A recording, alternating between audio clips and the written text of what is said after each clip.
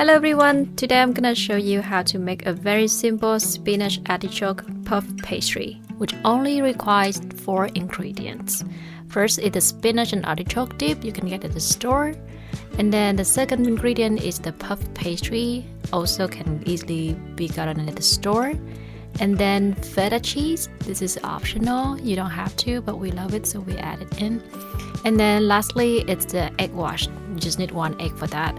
The pastry is usually frozen when you buy it, so make sure you remove it out of the package and let it warm up to the room temperature before you work on it.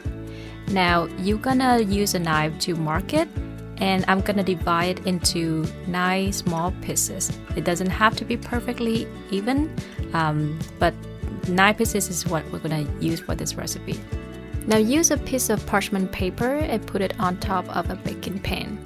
Preheat the oven to 400 degrees Fahrenheit. Use a rolling pin to make the dough a little bit thinner and bigger before you put the fillings in. So to put the fillings in, you just eyeball it, a little bit of artichoke and spinach dip and a little bit of feta cheese. After that, you're gonna fold it over and then press down both edges of the pastry. You will use a fork to press it down to seal both edges of the pastry, and you will do the same for the other side. When you are done, put it on the baking pan, and then you will repeat the same for the remaining of the pastry.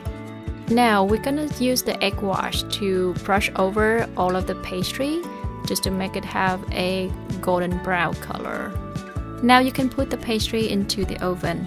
It will take about 15 to 20 minutes until it's done, but every oven is different, so make sure you keep an eye on it. The pastry should be nice and golden brown when it's done. And this is it! The super simple spinach artichoke puff pastry that you can make with just 4 ingredients. I like it for breakfast, but you can also use it for lunch, dinner, or just for snack.